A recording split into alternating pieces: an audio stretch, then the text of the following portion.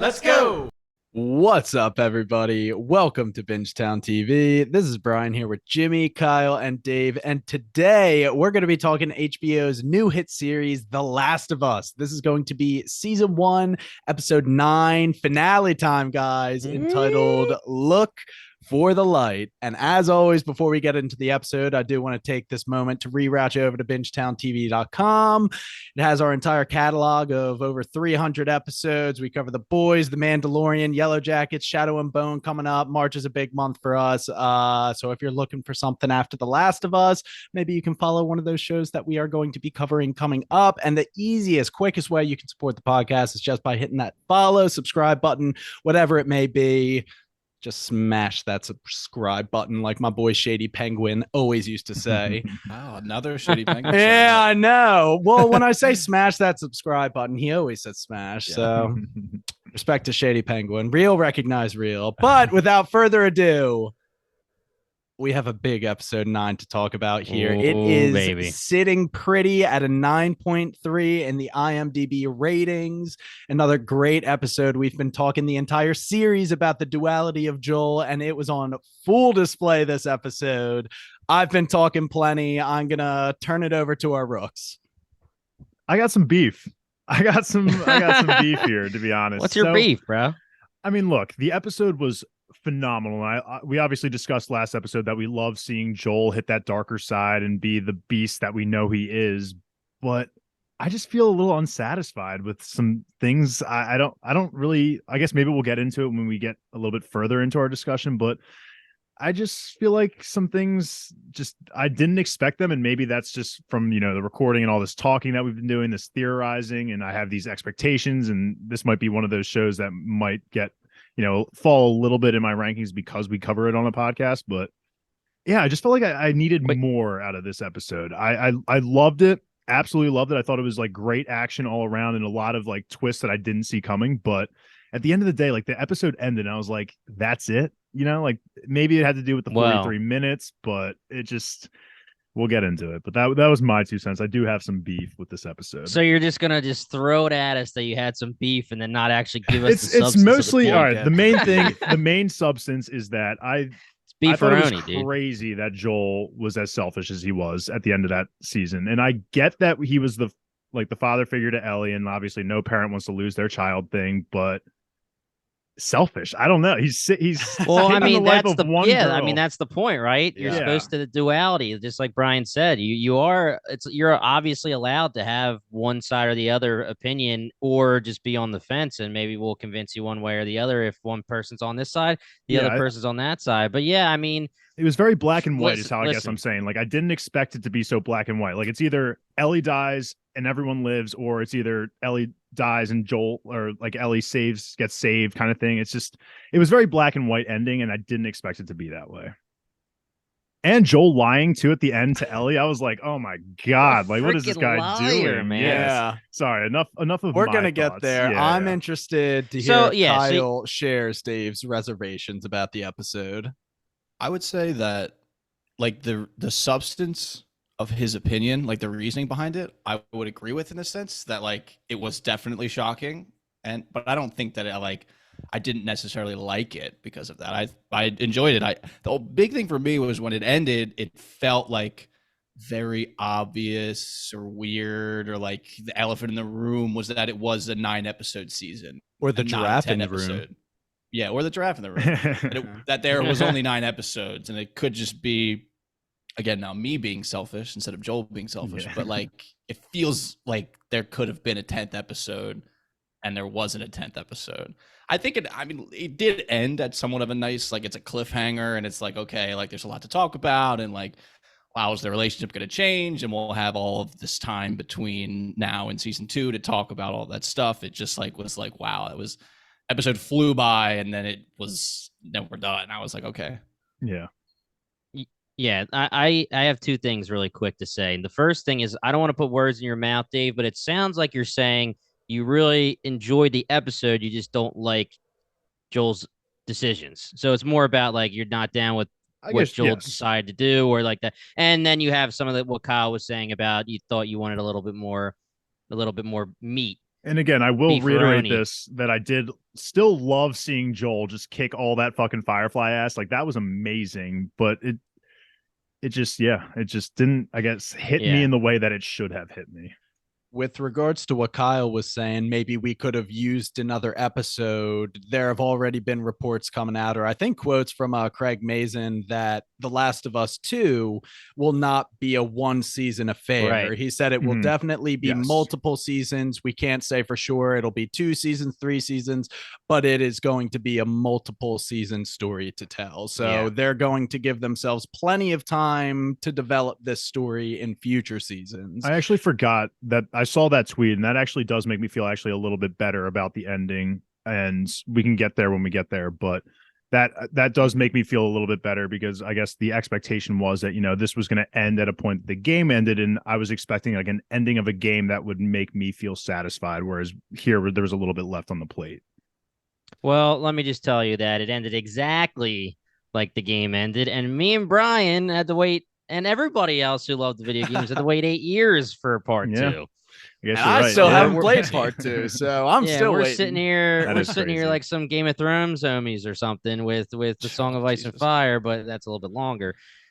It's yeah, I don't know. Should we, me and you, get into it yet, Brian, or should we just start talking and then we'll start, weaving it in? Yeah, we'll start weaving it in. Truth be told, I actually my memory gets blurry at the actual ending. Did they like roll credits in the video game right when Ellie says Literally. okay? Yep. Oh, Soon as she that's says awesome. okay, fade to Yep. black, and then the credits, and that's it. Game over. Well, there you go. Fantastic, that's, yeah. feels tight then. I mean, I guess they didn't need 10 episodes. They knew they only needed 9. Mhm. So for me, I say that this is probably a masterclass in taking the end of a game and removing some of, I don't want to say filler, but removing some filler and giving us exactly the bullet points we need to get to the ending. I told you guys in the last episode I was worried that it was going to be 43 minutes. Did I want more than 43 minutes? Hell yeah. And I was laughing on Twitter. There's a guy was tweeting saying, Jesus, it took me 5 hours to get through the hospital and kill all those fireflies. It took Joel 3 minutes in a montage. Yeah. Like, I mean, Yeah. hey, Tough like, level. listen, that's where I thought we were going to get a lot more. And that's just action. It's not going to give you guys any like better feelings. It was just going to be more action to see. Do we want to see more Joel kicking ass? Hell yeah.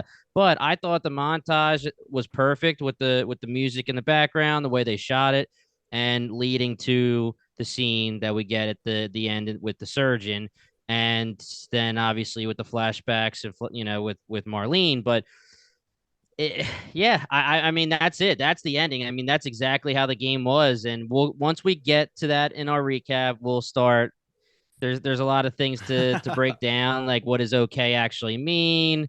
We already kind of know you're not okay with a lot of Joel's decisions, and if that was a satisfying ending. But yeah, let's start. Okay, Dave, get in here, dude. If Get all anything, up it in it. just maybe if anything, I'm just salty that Joel ended up being such a terrible person by the end of the series. That might be where my resolution. Well, is at. Well, Yeah. it's not so black and white. People have been debating this ending and what the implications for how you have to view Joel as a human being now, because he hasn't hidden that side of himself. We've seen him like murder people in cold blood. You always knew that was there, but now it's just, I guess for me, it's when like you- the mission when was you- the mission. Like get him Yeah. to the Firefly. So he didn't let's kill the get there. nurses. He didn't kill the nurses, but he did One kill that positive. dude that had his hands up. Yeah. There. Like, yo, man, yo, we're good, Kyle, right? And Kyle he just loved that shoots him scene. down. Kyle loved that one. Well, let's get into it. Enough of me complaining. why don't we? Yeah. So we get a cold opening before the title sequence this episode, which I can't recall for sure, but I feel like we haven't had one of these scenes in a while. And it was a fantastic cold opening that Ashley Johnson, the voice actor for Ellie, reprises her role and honestly steals the entire scene, in my opinion. Well, that's not true, because Meryl Dandridge is there too, and she is a phenomenal actress in her own right.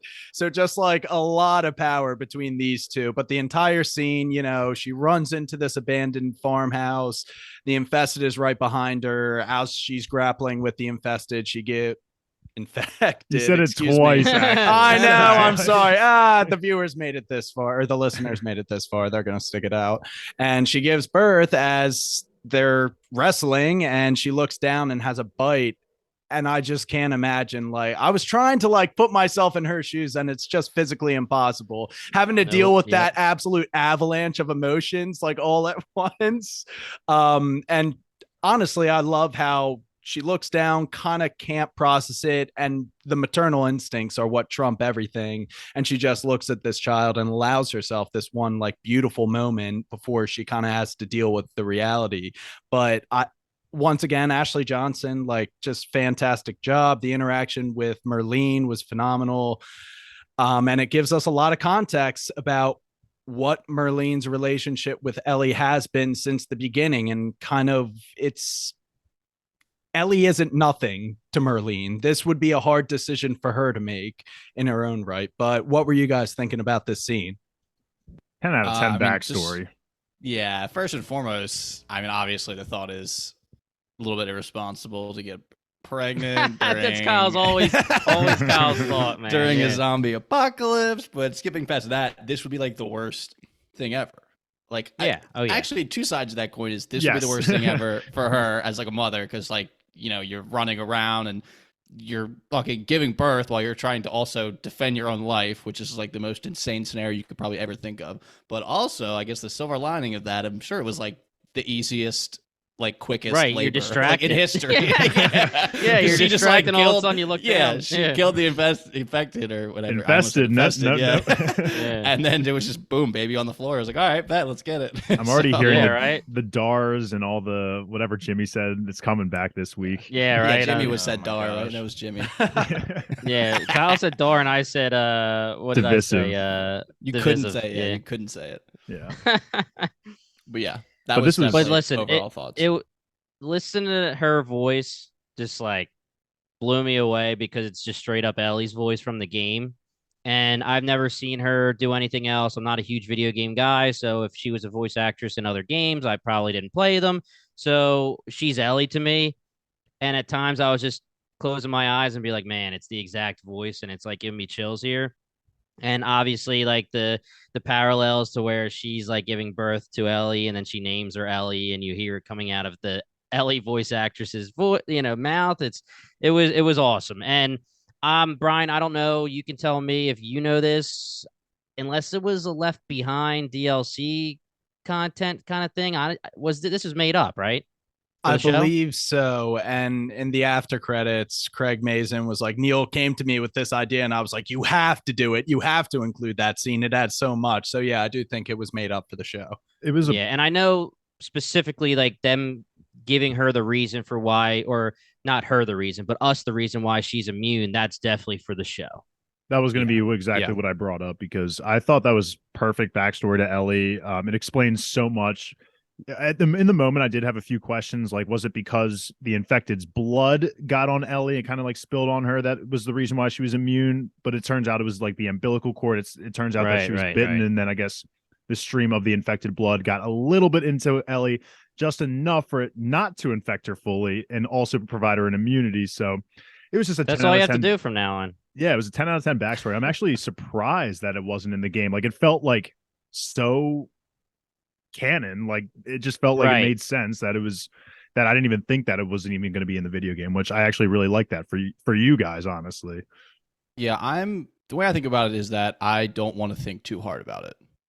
Yeah. I'm just going to accept it. I don't know how, again, I mean, using the word realistic is probably not the best thing here, but like, I don't know. Whatever the explanation is, sure, I'm okay with it. I don't want to think too much about it. I'm not interested in having like a reasoning conversation with it, because if I feel like I could be convinced that it's like a wacky bullshit explanation, and I don't want to hear it. So yeah, it makes enough sense to allow yourself to do that without much fuss. I agree with that. Yeah. I think it adds the story enough where, like you said, Kyle, give me a reason, and it's a visually, it's a good reason.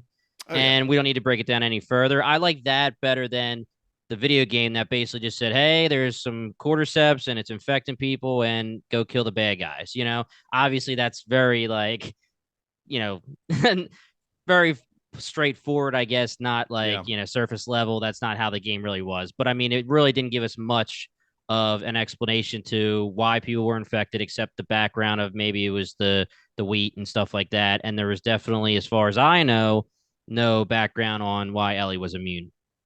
And it was delivered in like the perfect scene, like just high emotion, just like we're all thinking way more about like what the fuck just happened than like trying to actually think about the fact of like the mechanism in which she was granted immunity is not really what I'm thinking in this scene. I'm thinking, holy fuck, that was insane, we just watched that. And then the second thing was that I was about to be so mad if Marlene didn't end up killing her. I was gonna bring that up. How could you leave your friend to do it herself? Do you think Marlene was ever not going to, or she just lied to her for a hot second?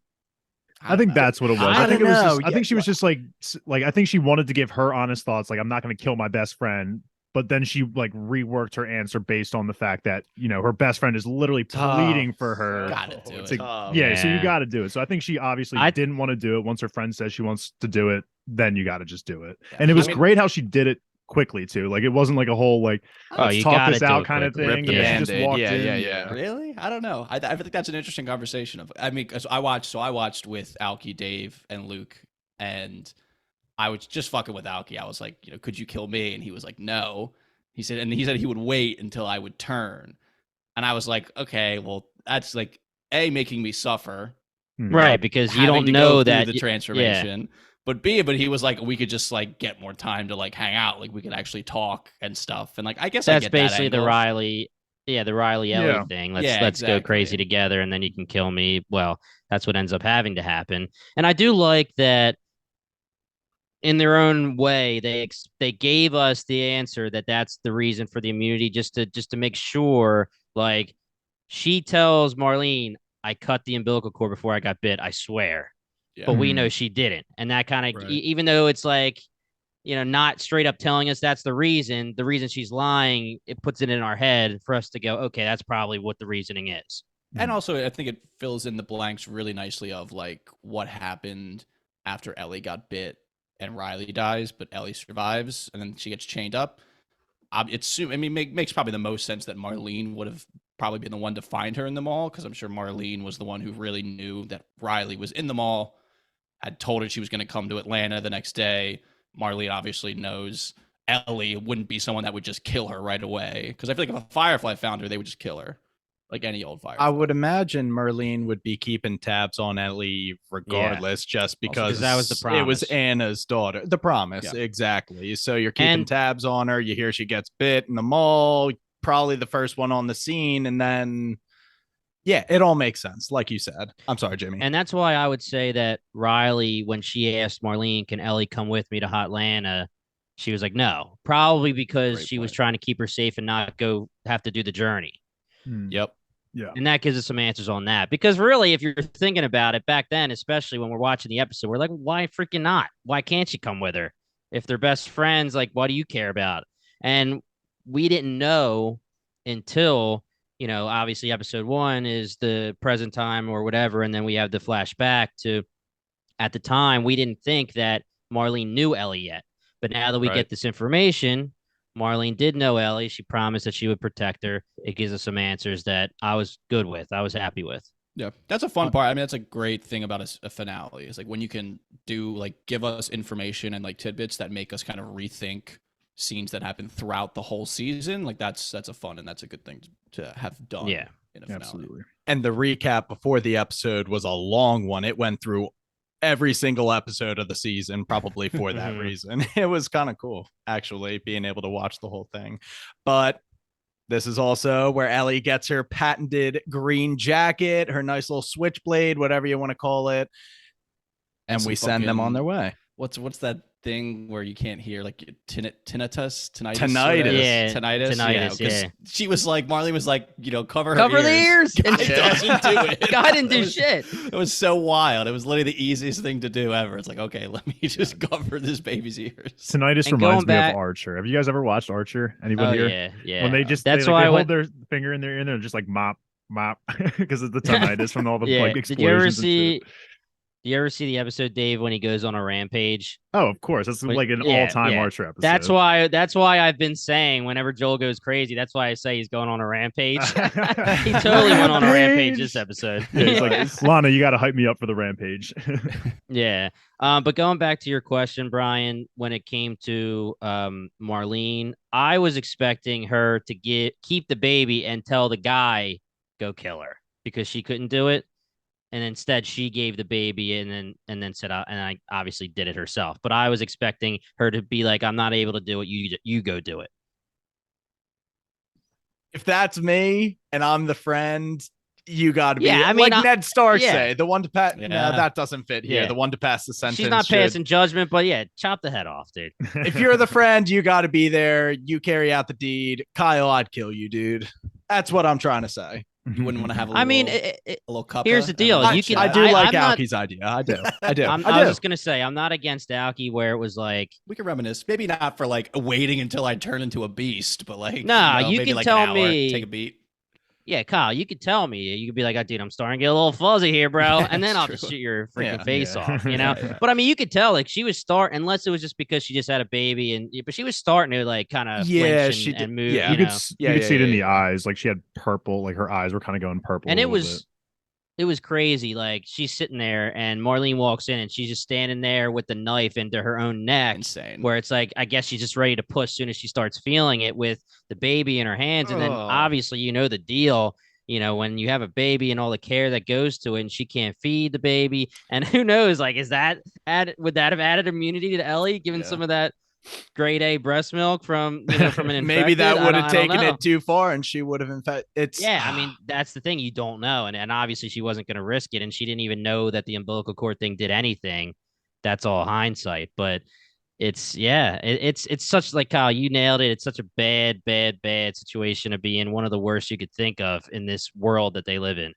I just want to shout out to Luke's reaction to her cutting the umbilical cord. He was like, "Oh my god, that's how that happens!" Like, do you feel that? Between House of the Dragon and The Last of Us, we're Yeah. learning things, man. That's a good point. Jeez. I think it's like tradition. They let the father just cut it with a Yeah. pair of scissors. Yeah. The Yeah. only thing But I also, I feel like compared to everything you've been through in labor up to that point, it can't be that bad. my Yeah. As only I say, with having no experience. Look at but- us, man, dissecting. I'll let you the guys plight know of one China. day. Can't be when you that let bad. me They know. shouldn't We can complain figure about it. Yeah. the only thing I Well- was like scientifically wondering is if Ellie as an infant did turn, like, do you think that infant infected would be able to like survive? Like, do you Walk think it and would shit? be? Yeah, Oh, like, I thought you were gonna say well, like I mean, walk yeah. and run and Well, like, I mean, yeah. like crawl really fast and like bite people and like survive off the nourishment. Like, or do you think they would just probably die right away? Do you Just imagine bloater. like a 2-foot tall this? bloater? Yeah, Like an Yeah, infant yeah, right. bloater, Oh my just God. King running bloater, force. baby. Just a little bowling Yeah. ball just rolling around. Roll a Bloater little baby. bowling ball. My gosh. That's the Bloater question I baby. wanted to shoot out there. B squared, man. That's actually, you just spoiled part 2. That's like the main bad guy in part 2. Bloater baby. The bloater baby, of course. All right, we ready to move on from this scene? Yeah. Finally. A great cold opening, just sets the tone for an Phenomenal. emotional rest of the episode. And we pick it up with Joel and Ellie, who are without a car at this point. So they're just doing their thing, walking to Salt Lake City. And immediately we can pick up Ellie has changed from the experiences of the last episode. She's just a little distant, quieter. Joel, for his part, has also changed, much more friendly, much more trying to get her out of this funk, but she's just not. Well, she's declining his like bids for conversation, attention, whatever it may be. He finds Boggle, Chef Boyardee, nothing. He's like, "Oh, I saw Smash Guitar, but hey, would you be interested in learning guitar from me?" Ellie months ago would be all over that, but no, Yeah. not now. She's just, you know, We got that line, and I was really hoping the season was going to end with Joel just singing to Ellie because that's what she wanted. However many episodes, that was episode 3, I'm pretty sure, when she Yep. found out that Joel was a singer. So we would have liked to see Pedro bring out the vocals, but we'll save it for next season, hopefully. then there's that joke about the dynamite, how they always just go up into the high rise, look around, and he's like, "Well, I actually found some dynamite." Nah, just kidding. But Yeah, how'd you That go was in there? funny. They did a good job, and I don't even think it's basically more about the script than anything else of just like how like out of place it felt, like that their roles Yeah. were essentially reversed. Oh, yeah. like really hard here. Hmm. And again, and that's what we talked about at the end of our last podcast episode of what is Ellie's mental state going to be like? What is his physical state going to be like? And hers, I mean, hers was, I guess, to be expected, unfortunately. His, I was like genuinely shocked at how like chipper and like upbeat and like upright he was. But I guess penicillin, they call it something like a miracle, right? So I'm assuming there had to have been enough of a time jump. I don't know. Obviously, they don't give it to us how much it was, but there's got to be a little bit of a time jump to give him some time to heal. That super bad winter went away pretty quickly. Yeah. Mm-hmm. And Bella Ramsey's acting in this was amazing, just because I was sitting there and I was like, Joel, ask her what's wrong. And then in my head, I'm like, I know what's wrong. I know what the hell's wrong. Like, there's nothing to say what's wrong. Like, because if he says like, hey, like, what's wrong? You all right? She'd be like, well, this guy tried to freaking kill me and eat me the other day. Like, it's just one of those things you can't ask. And it made that uncomfortable feeling through those scenes until like the joke with the dynamite, and that perks her up a little bit. And you could tell, but through the Boggle stuff, to the beefaroni stuff, she's just giving the fake smile, like the fake chipperness. She's just trying to get through, and you don't know what she's thinking. You don't know what's going through her head. And it was getting to me doing that, even though I knew exactly the reason. But I was like, do they need to talk about it? I guess they don't. We know the deal. Just hard to watch. Ellie, I think Bella Ramsey just portrayed that emotionless side of Ellie's just so well. It was brutal just seeing Joel for once actually trying to step out of his shell a little bit and make some actual interactions with Ellie, and her just kind of shutting him down, because we waited 9 episodes for that to happen. And of course it had to happen under terrible circumstances. Mm-hmm.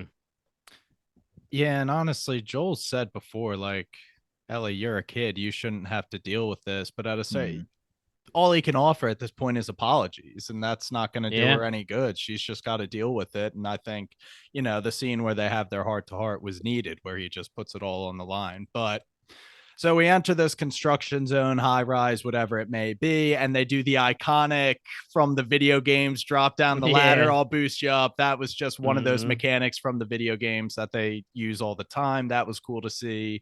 And Ellie just unnecessarily chucks the ladder down at him, sprints away. Ridiculous. I was like, okay, Ellie, I know you're a little upset, but you kind of just left him hanging there.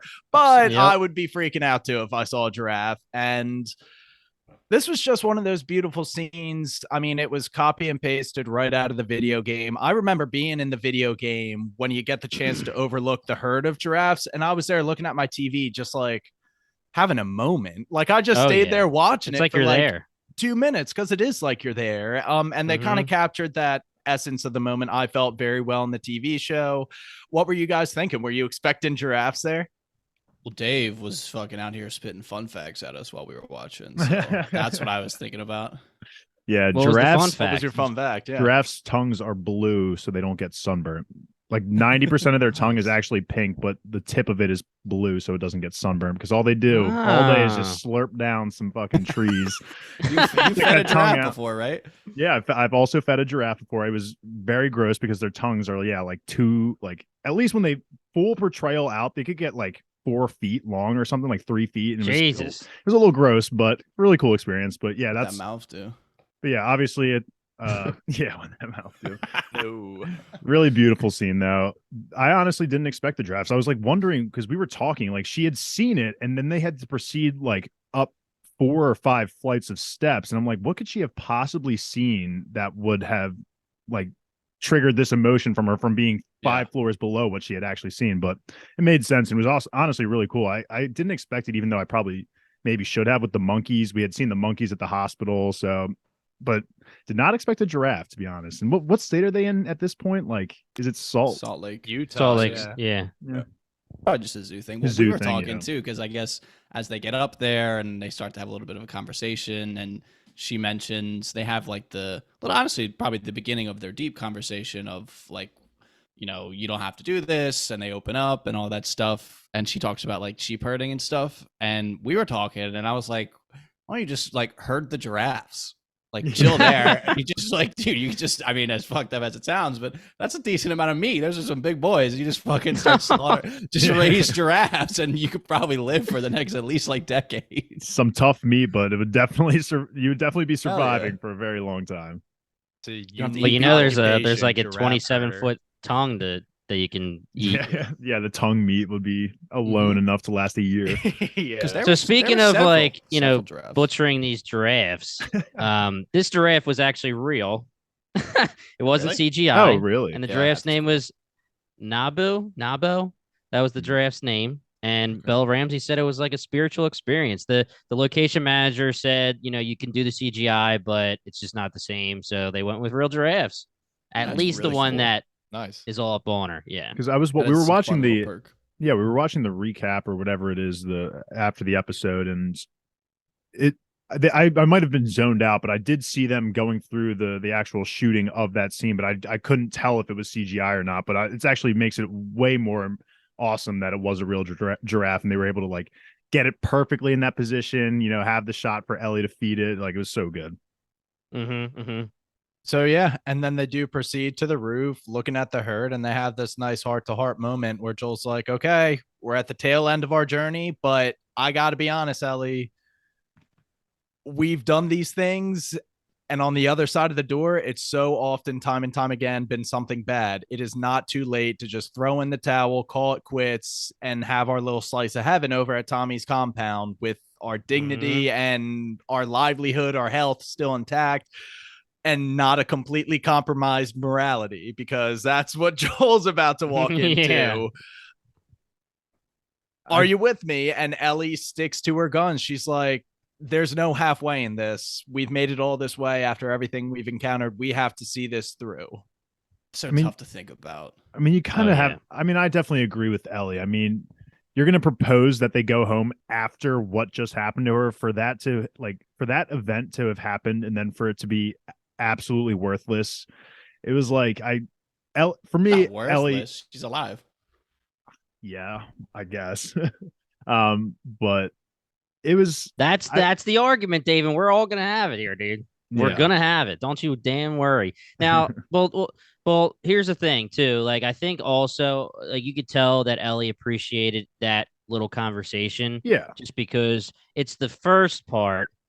We get a lot more deep later, but it's the first part where Joel's kind of saying in his own code, like, I love you. Let's go, be father and daughter at Tommy's. We don't need to do this anymore. It used to be about the mission. It's not about the mission anymore. We can go. And here's the deal. Like, this is obviously the big conundrum. At the time, Ellie's saying, let's finish this. Well, she doesn't know what let's finish this means. Yeah. For now, it could just be like, stick me with a needle and take my blood. Yeah. And she's fine with it. Who knows? And, my personal opinion, we can get to all that later, but I would say she would probably still do it. But who knows what her actual decision would be when it's like, hey, they're going to rip your brain out and kill you. She's like at a perfect age too, where like she's fully gonna believe in that, like, I'm the hero, like the savior. Not even in a bad way. She's just like not old enough to, like, I guess, have like more of a perspective about it. Cause like, I mean, if you told me at like, 16 that I was like the one person that could save the world, like, you're Harry Potter, dude. You're the chosen one. Yeah, like, all right, let's get after. Like, we're finishing this for sure. But if you told me now, I would be much more easily persuaded to like just go and hang out in the commune and like raise sheep after like going through all this and being like, all right, fuck it. Like, it's probably not even. You set up that the pros and cons list because we're older and we're like, all right, pros, maybe we saved the world. Cons, you could be taking my brain for no reason. I'm dead, man. And I mean, I actually was waiting. And I know we're jumping a little bit, but I was waiting for Joel to say, when he's like, it's not your decision. And she's like, well, it's not yours either. I was waiting for him to say, well, she's freaking 14. And if you give her that decision, she's probably just going to not even realize the decision she's making. Yeah. That's why you have parents and stuff at that age. Now, we can get into that whole thing later, whether it is right to say you don't have a decision and stuff like that. But again, that was a really good conversation to be had with Ellie and Joel. And then it gets a lot deeper as we get a little bit further. And Brian, I'm sure you're going to take us there now. Yeah, so the setting of the second Heart to Heart is the emergency medical camp, which is another one of those settings that was pretty iconic from the video games. I remember just chilling in that area right before progressing through the events of the hospital. And they chose this. They did have pretty much this exact same Heart to Heart in the games. Yes, Jim? Yeah, pretty much. Yeah. So essentially it's revealed, it wasn't just some random guy that missed. I was the guy that shot. Really, really liked that. Obviously. Yeah. Don't love that happened, but that was a great callback to an earlier conversation and just like a great representation of how much their relationship has changed. And it's obviously the perfect, unfortunately, like Kyle said, it's unfortunately the perfect time for him to unload this information on her, because I'm sure she herself is having thoughts of, maybe not going fully through with it, but I'm sure she is not happy being alive right now. So I think Joel delivered this speech so perfectly, and it's unfortunate to hear it because we've all been there, like in a moment where someone just tells you, like, time heals all wounds. Like, obviously in the moment it hurts, it fucking sucks, whatever it is. But I mean, unfortunately, that is the answer. I mean, Joel, for whatever reason, he, like he said, didn't fully commit to it. And because of that, he's now found a new purpose, which has been Ellie. One could have argued maybe it was Tess originally because there's a long, gap between that moment. No. All right, but it was Tommy. Ellie, It was probably for a while. And then I feel like for Ellie, that was like her first time, like actually hearing Joel open up, like fully opening up about backstory, seeing him actually have feelings and emotions, and knowing that even this big, strong guy who I've looked up to and feel safe around also has these demons. I just think this was just a really well delivered scene by Joel, and unfortunately the perfect time for Ellie. But I think Ellie, you could see the look in her eyes too, that, again, it sucks now, but if Joel was able to overcome this kind of thing, then maybe so can I as well, even though Joel obviously is not the most perfect human either. He delivered the, like, time didn't do it, or whatever the exact words are, so perfectly. It was just like rap air horns, like give me everything, like fireworks shooting off in the background. Like it was just like such a confirmation. Like we obviously get the Ellie baby girl takes at the end of last episode. Yeah, and she double takes as well. And it was just such good confirmation, obviously. I would even say, I mean, like Tommy, I guess for a point maybe, but it feels like Ellie is actually the one that has like fully healed that void in him. He's fucking talking about Boggle and cracking dynamite jokes. Like this seems like a completely new Joel. Tommy was a motivation to stay alive, just to like get closure on that loose end. Ellie is someone he wants to stay alive for the sole reason he wants to keep her alive. Like he just wants to be her shield. And I mean, the parallels to Sarah in this scene, if you didn't get it in the last Heart to Heart, this was him spoon feeding her. I lost my daughter. You filled that role for me. I don't want to not. I'm sorry. I can't live without you anymore. I can't lose that again. It was just a fantastic scene. Very emotionally charged, and then they're kind of like, okay, we're out of that. No, what I could use is some shitty puns. So she whips out no pun intended, and they kind of frolic along, turn the corner, and the cinematography in this scene was insane. How just she gives 3 puns, and then on the 4th pun, you just see a dude wind up with a grenade, like in the blurry background. Flashbang. Joel just gets a rifle butt to the head. Absolutely annihilated, but the Fireflies can't mess around, And when he comes to, he's in a Firefly hospital bed, and Merlene is right there to give him the deal. I'm glad that we didn't have to spend time with it being like, oh, who's this guy? Like it was Marlene who recognized them and was like, let me just be there for when Joel wakes up. And she was also probably there because she knew how exactly Joel was going to react. Yeah. And I think I kind of want to get the exact quote of the explanation that the doctor gave so we can make what we will of it. Our doctor thinks that the cordyceps has grown with her since birth. It produces a kind of chemical messenger. It makes normal cordyceps think that she is a cordyceps. It's why she's immune. He's going to remove it from her, multiply the cells in a lab, and then we can give it to everyone. He thinks it could be a cure. As someone who majored in business, sounds perfect to me. Sounds that's the point. Here's my whole thing. I feel like this jabroni, that like he didn't have a test subject to come to these definitive conclusions. And there's no way that he could have intaken her, and in a matter of like kept her unconscious. He couldn't have run the test to confirm it. This is all hypothesis. Like, it's a long stretch of the imagination for people saying, oh my gosh, it's either Ellie's life against humanity's life. It's like, it's probably Ellie's life at a shot in a prayer at possibly developing a cure. You couldn't mass produce it. You could, like, the logistics of it. It's not so black and white. He chose Ellie's life over humanity is something I want to establish. And we were not thinking that in the moment. Yeah, I was because I knew how it played out. Yeah, I was like, oh, yeah, exactly. Upset again. I think you worded in the it moment, perfectly. I mean, there was some substances involved that may have altered our viewing experience, and we were just thinking, like, he is like, this is so selfish. Like, she's gonna save the world, and he won't let her. And then I cooled down and saw some things on the internet, and I'm sure you're about to explain it good too. Of just like, maybe not like that. Yeah.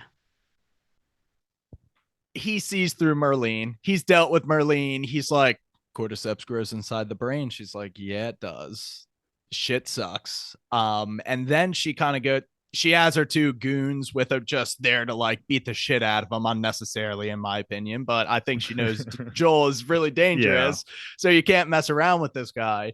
And then we get the payoff of the scene that they opened the episode with, because Merlene breaks it down how she is potentially the one person on the planet that could sympathize with him in this situation. Yeah. She's the only one that has a bond to Ellie, or probably more so Ellie's mom, but still a very strong connection to Ellie that would make her grapple with this situation more than your average human would. So she's like, Joel, listen, I get it, but Merlene doesn't have Merlene's more practical. Maybe she can just see the larger picture, and maybe she's just been working towards this goal. And I don't know. Merlene's a complicated character in her own right, but this was a very unsavory conversation between two people that I've come to respect throughout this entire season. And it is what it is, unfortunately. I just love that, Joel is obviously fuming at the idea, but Marlene just counters with, I'm the only person that would possibly understand that. And she really is. She's the only one. She's known Ellie technically longer than Joel has. Maybe they've spent more time individually together, but she has known Ellie her entire life. And it's obviously a difficult decision for her to make as well. But the one thing for me, was it clear here yet that Ellie did or did not have a choice in this? Did Marlene say this Ellie... is the argument. Yeah, she's asleep. They told her. She says they told her that she's just going to sleep, like, for tests or whatever. Like, she has no idea what's happening. See, I guess... And that was supposed to be a comfort to Joel. Like, she was literally saying that, so she's like, Joel, like, she doesn't know it's going to kill her. Like, she's just going to sleep, and she's just not going to wake up. Like, don't worry about it. It's not going to be painful for her. If anything, that made him want to fight for her, because he's probably in his mind thinking she never had even though she might have chosen to just sacrifice her life for everyone. But I think that's the exact argument we knew we were going to have here. I know. Merlene is not the out and out heroine in this situation. No, definitely it's not the good versus the bad, because she says later, just as well as I would that Ellie would have wanted this. Well, why don't you put your fucking money where your mouth is? And why didn't you just ask her? Yeah, she probably would have said yes, but you were so nervous she would say no. And then you would look like the bad guy to be like, you didn't actually have a choice. We're going through with this anyway. Shoot Joel, put the kid under.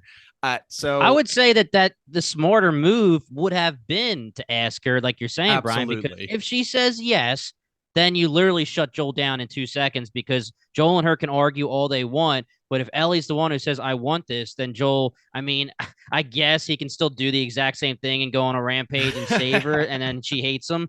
But, there's the thing. Like, instead of Marlene versus Joel, it's Ellie versus Joel. And then if Ellie says, no, you know what? You're right, I'm going to save myself. Well, then Ellie or Marlene could say, I'm saving humanity. And it could be, I'm the bad guy. It's the necessary evil. I'm going to look bad and kill Joel and take care of Ellie and put her under and do the deal. I just think that the whole not saying anything caused the rampage to be even worse. Yeah. And 100%. she could have had a chance of shutting it down if Ellie had the time to talk to Joel and be like, I'm doing this. For Marlene, she is... I don't want to say the word compromise, but she obviously has an incredible bias in this situation. She is looking at the fact that Ellie, it has to work, because if it doesn't work, then everything that she's done has literally been for nothing. Like she says, they crossed the country. So many people died. Like barely anyone made it to Salt Lake. Like she's definitely of the mind. Like I guess just trying to say that it was probably very easy for her to be convinced that like, yeah, this is the right course of action. Like this is A, going to work, and like B, there is no other way. Because it seems like, I mean, now that my mind is a little clearer and I've had some time to think about it, like hours might have passed and they were like already into emergency, fatal surgery, like no level. Oh yeah, it couldn't have been that long because he was only asleep. Yeah, because if you're gonna fucking save the world and this is your one shot, your one immune person, like you would maybe take a beat, think about all the different ways. It just seems, thinking about it is crazy. I would imagine Marlene had this game plan ready to go. Yeah. I agree with that. Some quickly freaking blood, separate Joel from Ellie, process her quickly. Yeah, I agree with you, Tom's, that she probably had that thought in her head. But for me, when I was watching this the first time, my first kind of thought was, why are we jumping right to killing her and extracting the cordyceps? Like, okay, so we got the flashback in the beginning, which obviously no one knows her original, like Ellie's reason for being immune to the infected, but we saw that it had something to do with the blood. Like, the umbilical cord is tied to the baby and it's got to be seeping in through blood. Not, again, I'm not a scientist, so I have no fucking idea. But to me, it's like if the immunity started from blood, again, nobody knows this, but they could at least run tests or something. Give her, like Kyle said, a couple days of, maybe we just draw some blood. We see what that does. Like, why was it immediately, let's just jump right to potentially killing this girl and sacking the only hope that we have? Yep. I'm not a scientist, so I don't know. I agree. I don't believe that she's thinking rationally. I really think that she's thinking of like let's get all this going. Of the fight that they've been through for so long, and it's like this is their opportunity. Like and they're just like, let's get this going. Kind of thing. Exactly. I don't think she's really thinking that rationally. Yeah, and not necessarily that she is fully like this, but the Fireflies, are like, hey, we're saving the world. Like we're gonna, whatever, overturn Fedra and we're going to be the saviors. And it's like, maybe she's saying, oh, this is for a reason. Like we found Ellie and, it's going to work. It has to work because it's going to make the Fireflies actually win and all that kind of stuff. Yeah. But I guess you have to assume that she was there to save Ellie from, when the mom was dying. The mom says, I cut the umbilical cord before I was bit, which does not make sense at all. And which should now process in Marlene's head that probably wasn't true either. Yeah.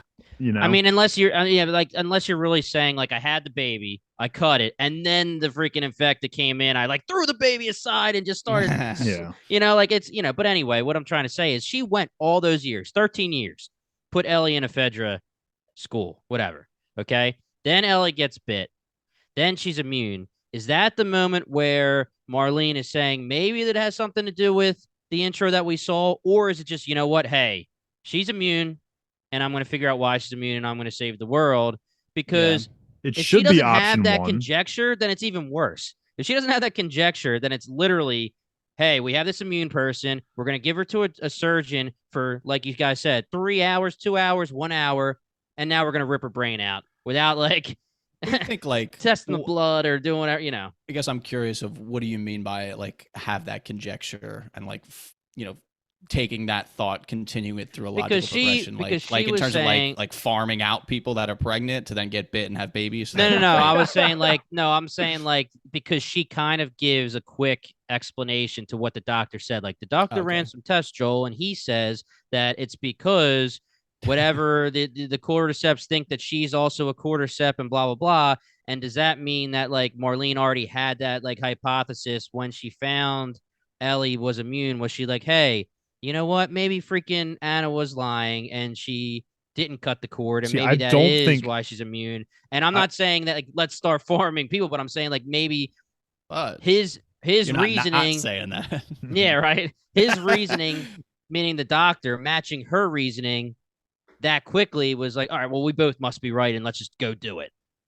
If that's not a conjecture, then she's basically just believing one guy and taking someone's brain out who's the only immune person that they found in however many years.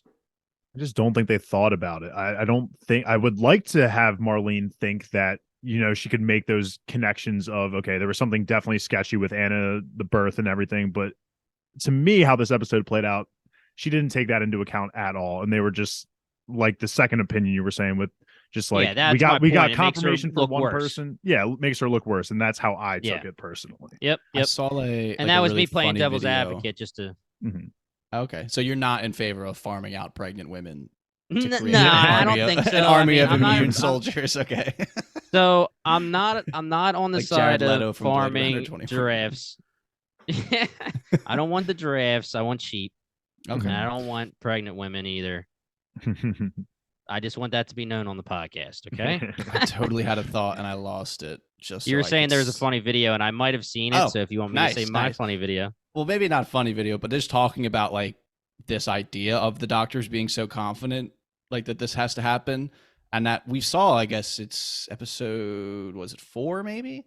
With the fungal expert from the Indonesia or the Philippines. The flashback with the bomb. No vaccine. Like you can't make a vaccine for this kind of shit. Like it's just, you have to bomb it. You have to just kill people. And I mean, I guess I would assume that truth still holds. I mean, obviously medicine has not progressed in the 20 fucking years since she made that statement and everything got bombed to shit and no one did anything probably innovation wise in the medical field. So it's just once I heard those words, I was like, okay, wow, that completely changes my opinion on Joel's decision. And I don't think maybe he was thinking that, but like it makes so much more sense now that I bought in hook, line, and sinker. I was like, that sucks, man. Like, I didn't think she was going to die because obviously there's a second game. But I was like, and Dave, I made that joke in the beginning when you were like, as a business major, that makes sense to me. And I was like, yeah, I mean, they fucking sold it to me. I was like, yep, all of those dots seem to connect. That makes a lot of sense. It's very unfortunate for Ellie, but I mean, hey, what are you going to do? I like that you brought up the saying that there's no cure for it, because I mean, maybe Joel may or may not know that. Maybe that quote didn't reach the public, but either way though, it's got me thinking now. Maybe I have been a little harsh on it, but again, that's what's also great about having this podcast is I can change my mind a little bit through other people's perspectives and everything. But Joel has always said throughout the season that pretty much he doesn't believe that humanity is ever going to get back to the way it was. Like, right. Ellie's asking him questions like, what do you plan on doing? Like, if this all blows over, and he pretty much like scoffs at first. He's like, like this is never going to end. And, there's been plenty of inklings that Joel has just never been one for humanity. So with all that combined with the knowledge that we as viewers know of, it's incurable. Also that Joel really has no faith in ever curing humanity. That to me also kind of makes me feel a little bit better about, okay, I see why he went on this rampage. Like to him, there's just never been a hope. Even with Ellie's immunity, there's never been a hope for him. So, and again, probably using the logic that we've all deduced that, medicine hasn't progressed in these, 20, 30 years. So how is it all of a sudden going to just be an instant cure for everybody? So I'm glad we talked that out, because I do feel a little bit better about why he went on that rampage. And Kyle, is this the video you were saying where they were talking about like how the Fireflies are like med students? Yeah, they had to have been med students or med. Yeah. Because I mean, unless I'm, really just like, again, business major as well. Unless you can talk me into this or not, I'm pretty sure on the video they said like even to this day you haven't found like any kind of cure for fungal infections. So that's why they were kind of making fun of the whole thing and saying it's stupid that you could think that. And That's a classic too, like Dunning-Kruger effect, where like you start to learn about things and think you know everything, and then you learn more about things, and you're like, oh, I literally know nothing about anything. And then so they're probably on the higher end of that beginning kind of rise up, where like, oh yeah, this would totally work. I know enough about this. Oh yeah, sounds right. Yeah, that's fucking funny. Do you want to talk? I mean, I guess we're kind of pussyfooting around it, but I guess we should talk about the actual rampage of the deeds that he does. Yeah, so these two bozos are tasked with leading him out to the highway. To be fair, Merlene gives them the knife and instructs them to give him the knife, but they don't make it to the highway, and he just takes the knife off their corpse. Alki was fuming throughout this. He's like, why is she? He's like, why is she leaving Joel with two bodyguards? Like pretty much saying that Marlene was an idiot for only having two bodyguards with these two bodyguards are dumb. Have this guy walk like 8 steps in front of you. He can't like you have a gun. Seriously, they didn't watch the tapes. Like they didn't watch the game tape on Joel because they literally are antagonizing this guy, hitting him in the back with the butt of the gun and being like, come on, bitch, walk forward. Let's go. Like, it's like you're asking for it. In the room was like shouting him out that he got Ellie there. Yeah. And everyone that she was with had died. And like, obviously he's a crazy guy. Like, it's just like an insane oversight. And then she's like, all right, especially in the stairwell. I guess they didn't really have a choice. But once they got into the stairwell, I was like, dude, they are in so much trouble right now. And this confined, just like away from everything else location. Like, they're just toast. And this is like typical to like, it needs to be this way for the story, because if you're Marlene and you really believe in what you're doing, lock him in a room, do the surgery, and then say, okay, it's done. Now you can go, or you could be a problem and we'll kill you.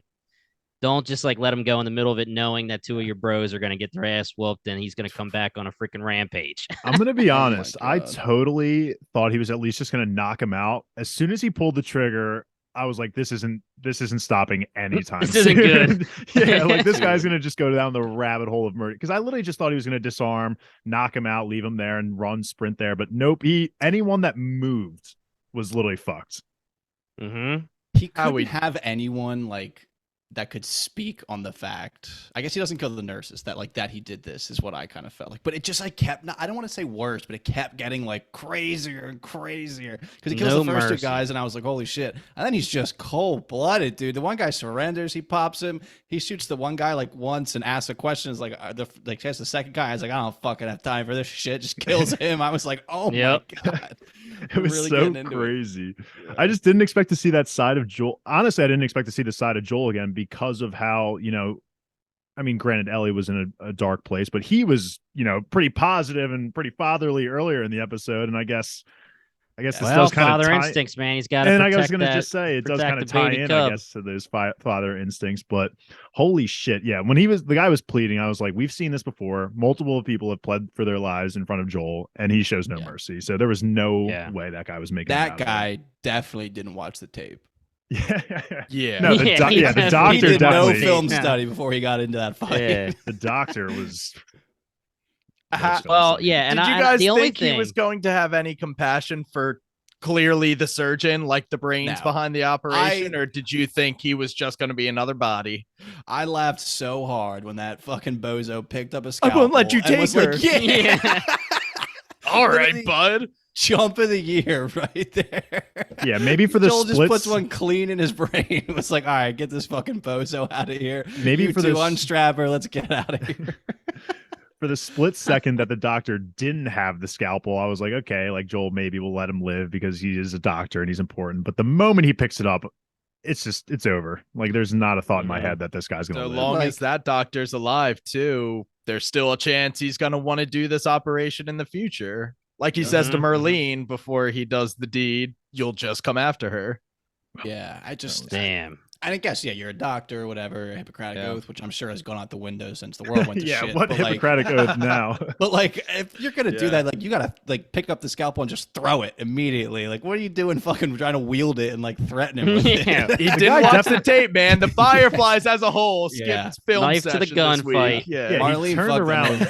He's turned Marlene around, saw literally Joel. just riled Joel up a bunch and was like, "Nah, like we're gonna kill your little girl," and then I'm gonna kicked be in him the into parking hospital. lot. It was like, It's I'm gonna just be in the parking honestly, lot if you need I'll me. meet you in the parking lot. Jesus, that's hilarious. I mean, it's totally for storyline purposes to give him an availability to be going on this rampage. But I mean, Pedro's acting, my goodness, like stone cold face, but you could tell no thoughts in his head, seeing red. Only Ellie's face that he's just trying to get to Ellie. He obviously gets there just in time. You see that they're getting ready to like do it. Like the doctor says something like, all right, is she out? Like, do we have enough power? All right, let go. So, and he said, let go. Yeah, and that was from the script. That's what pissed Joel off, He's like, oh, she's going to kill this girl. And now he's joking, saying, let go. Come on. But and then he cold-blooded just kills the surgeon. And I've been through this. I played the game a few times. I know the ending. I've been through this, Kyle. I've saved my daughter before. I saved my daughter before from the zombie apocalypse. To shoot through a hospital.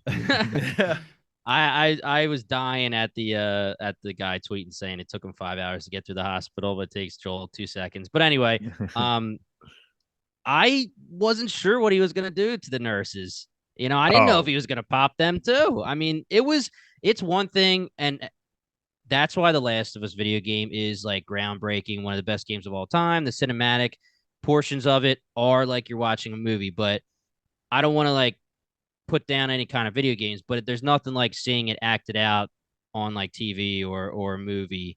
And it was just like it hits you way harder. And when this is happening, I'm like, oh my, Joel's ruthlessness and his aggression and his stone coldness and his like lack of emotion on the outside, but you know what's going on the inside, lack of mercy. Like it was getting me a lot harder seeing it come from Pedro than it did watching the cinematic part of the video game. What do you say, Kyle? It was getting you a lot harder. Okay. Got him. Yeah. The montage right, scenes were crazy though. It was just like the music was perfect, like that. Not like everything else was kind of quiet almost, just the music, and like it was so well just like the shot always placed on his face, like him like checking corners. First of all, we made the mistake earlier, I guess, thinking he was the one in the army. How was he not in the army? Because he is just an efficient killer in this part, which was crazy. And the second part is I'll call myself out here as we were watching, and I just kept saying that this is literally an all-time selfish move. Like this might be the number one most selfish thing I've ever seen in my life. This is when I was on team. Obviously the surgery's going to work and the cure will happen. Looking back now, it's like whatever, but we were watching and we were like, holy shit, this is the most selfish thing I've ever seen in my life. And I just watched 3 seasons of Succession in like 3 weeks, so that was fucking saying something. So did you guys only come around to this train of thought right now as we're talking it out, or between the episode dropping and getting on the mic, did you kind of be like, okay, I'm a little bit more sympathetic? I was helped by the internet and this conversation. It literally was this podcast for me. Cool. Like I came in wanting like fresh opinions of unbiased and just like wanting to let loose. And I'm glad you guys I do feel a lot better about this rampage now after having discussed all of it. The only other thing I'll say is Joel sexist, like for not killing those nurses. Like he's only killed men, right? So if it was a male nurse, you're saying he would have killed them? 100%. He would have fucking murdered them if they were male nurses. Well, what do I guess it was maybe not worth the time. I guess it would have been quick though. I don't know. Sexist. But they're the only ones that I guess didn't have any kind of weapon. Like the scout. But they would have been just as guilty as the fucking doctor, the surgeon. Yeah. Yeah, but I mean, you saw them. They were like, oh my god. Like they were like very much so like. But we've also seen Joel murder those kind of people. Oh no, dude, trust me. Like even if you're sitting here and you're fully on Joel's side, we're not saying it's not selfish what he did. I mean, he just literally went on a rampage and killed all of these people to get Ellie back. It's not, even if you believe that Joel's 100% right, you can't say like, is it worth those freaking deaths? Like, you know, it's one of those things. But now if you're on Marlene's side, now you're like, holy shit, this is definitely the most selfish thing I've ever seen in my life. But you can't pretend like it's still not ridiculous that he did that. Yeah. I wonder now, I mean, they introduced the concept to us in, well, I guess with the David episode of like the consequences of his actions. And I mean, he killed what? That was like 10, 12 people. I mean, Marlene, Jesus Christ, she's probably a somewhat well-known figure. So like, does him killing Marlene, probably beyond Ellie, obviously Ellie has the connection to her, but like just the Fireflies in general, like the Fireflies done now? Like, I'm sure there's somewhat of a decentralized force. It feels like, will they hear about this? Are they going to want to hunt Joel down? Like, I mean, obviously we're getting ahead of ourselves there, but like, I mean, he killed one guy in episode 6 and it created an entire episode. Ellie almost fucking got raped and killed. So like, what the hell is going to happen after he killed a dozen people, especially someone that's high profile? And one of the leader of the Fireflies, or their division in that area or whatever it is. But she's pretty much one of the big dogs. And to what you were saying, Dave, can you imagine though, even if you're on Joel's side, I feel like the nurse thing was by design, because if he just popped both those nurses, then you're like, okay, dude,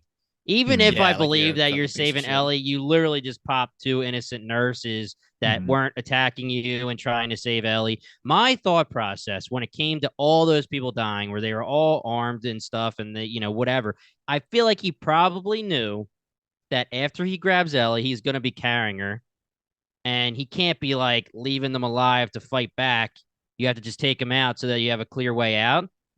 Whether that's a good rationale or not to say, but I mean, again, if you're on Joel's side and you're shocked by him killing all these, people that are armed, and then these two nurses are like, oh my God, oh my God, oh my God, like freaking out, and then he just pops them too. Like, I feel like that's going to push you a little bit over the edge against Joel. You're right. The other people were more like physical obstacles, like in his way, like actually standing in his way, where those nurses were just especially the guy who put his gun on the ground and his arms up. Yeah. That guy was begging Yeah. for it. But if you want, Brian, he could have picked that gun back up later. He could have picked it up back later when he was coming back. Well, to bring it full circle, if you are anti-Joel in this decision, you can just add Joel is also sexist in his rampage to the list of anti-Joel reasons. Yeah, it's very true.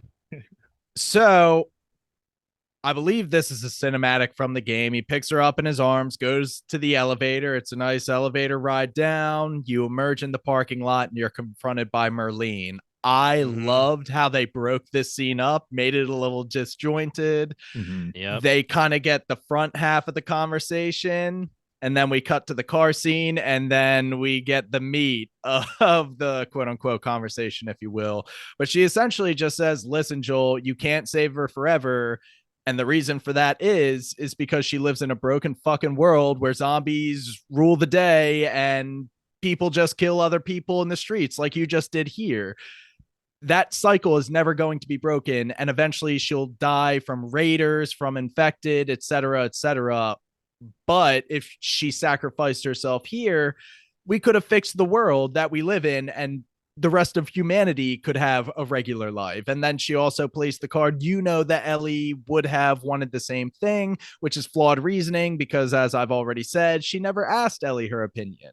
Right. But she also at this point extends Joel one final olive branch and says, even after everything you've done, we can still fix this. I'm still alive. You're still alive. And Ellie is still alive. We can still make this work. Joel doesn't want to make it work. I love bozo. Get out of here. I love how they just broke another it up. bozo to him. Yeah, get out of my lobby, kid. Yeah. Now, if you're Kyle and Dave and Luke and Alki probably, and you're sitting there and you have that specific opinion at the time that Joel is selfish as shit, you're probably like, yeah, Marlene, you're like she's saying everything that you're believing. We didn't go that far. Yeah, but basically she was saying, yeah, I'm not saying that she's we weren't fully rooting for her, but to me, for first time watching her argument was a little bit logical. It was a little bit logical for sure. I mean, she could have definitely, again, at the end of the day, this all could have been avoided if they just asked Ellie what she wanted. But I think for me, to go into what B-Toms was saying, how they broke it up, I think there was a moment for me where, Marlene is talking to him and he does look sad. He looks sad, to be honest. He looks straight up sad, depressed about everything that had just happened. And even though he did just come off that rampage, there was a moment that I thought, okay, maybe Marlene reaches him in some way. Maybe they make some kind of ultimatum, whatever. But they come back to the scene and Joel fucking fires the gun with Ellie right over the gun. It's like an old Western. That gun was pointed the entire time, dude. Yeah, I was shocked. I know Luke for sure was shocked. We were just sitting there like screaming, and then there was like silence because we just had to process what had just happened. But the way they broke it up, like you said, B-Toms, I think that was the best way they could have approached the situation, because it did give me some ups and downs of like, what the fuck is going to happen to Marlene? Is she going to be a recurring character for season 2, or is this going to be it for her? And Joel, in that second shot of them talking, doesn't even give us a second to question anymore. Just says, you're just going to come after her anyway, and then pulls the fucking trigger. So badass, but fuck, he's so messed up right now. Kyle, it sounds like you also may not have had a chance to even catch your breath, but between the conversation, the car scene, and then flashing back to Merlene, did you think Merlene was going to make it out of that parking lot? Probably at the time, just a little bit of the hopeless romantic in me that it was all gonna work out in the end. But I mean, the gut shot is a tough look, and he just puts Ellie in the car and just comes right back and executes her. And I was just like, only thought was just that was fucking brutal. My I did other not thought, think that's how she was gonna go out. my other thought was personally is like Marlene gets shot a lot because wasn't she like she was shot? She was shot in the beginning, yeah. Yeah, so I was like, in my head, I was like, yeah, Joel's just gonna let her go, and then she's gonna have just another bullet wound in her stomach. But no, that bullet wound is going right to the head. Well, yeah, maybe the nurses maybe could have saved her. Yeah, she's a tough He cookie. should have killed him takes when he had a two, chance. Yeah. I was just, I don't know. I think, dude, her like begging for her life and him just like not even breaking stride, pop, and then out was like, whoa, okay, holy fuck. It So was kind of tough. shades of That was hardcore. episode 3, 4. The first episode in Kansas City with my namesake Brian, Ellie's first quote unquote kill. He was begging for her life. He does it with the knife there. I couldn't imagine knifing someone who's begging for their life. My gosh, Joel is a cold son of a bitch. That's the only thing we can know for sure. Yeah. But I mean, let's kind of dissect this. Ellie waking up in the back seat, just asking, and he gives a fluff story, and it's obviously a fluff story. I think Ellie knows it's a fluff story. Yeah. It just doesn't add up. It stinks all over, but yeah, you can really tell when they, get out of the car on the hike, and they're hiking, and he's again, like the beginning is very talkative, and she's off it again, but you can tell it's a different off it than when she was off it in the beginning of the episode, and it's just like a really, really weird vibe. It was uncomfortable. Yeah. Mm-hmm. And it's also like, I mean, that's like the biggest lie I can't even imagine a bigger lie that you could ever tell someone, right? And like try to play it off in a convincing way. Like, I don't think he has the emotional range to play it off in a convincing way anyway. It was just like, it's tough to watch. I mean, it's one thing where you're deciding to lie. Now, this lie isn't just, hey, I'm lying to you. It's also, I'm giving you the answer that you did not want to hear, that everything we did was for nothing and you're not special. Like, it's just never going to get fixed. The world is not going to ever get fixed. There's a couple other immune people. It didn't work. Sorry, bro. That was what she was worried about. Now, it's also, besides that point, pretty much an obvious lie, like you guys said. Whether I don't know how obvious it was to her, but she turned around in the back seat, gave him the back, and was obviously acting weird for the walk, and then we get the conversation. And that conversation coming right off the back of him bringing up Sarah again, so and he's weird.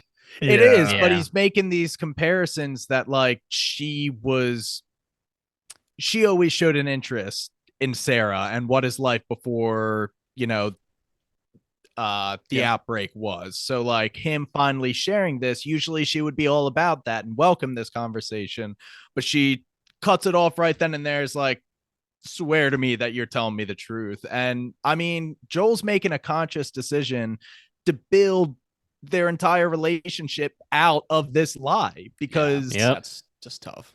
And I mean, I don't know the second game and what's going to happen with Joel and Ellie. I think right now, right here at this conversation, Ellie can see through his bullshit, but she just can't allow herself to call him out for it because she loves this guy. This is all she has now, and she has to accept him for the flawed human being he is.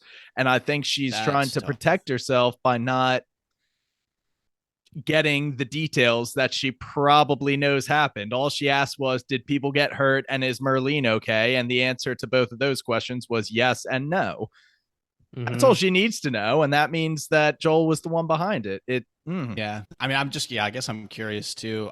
One thing I will say, I like that she kind of led with like, hey, I'm going to tell you a secret, and then maybe you could tell me a secret. He obviously doesn't tell her a secret, but I thought that was fairly smooth by her.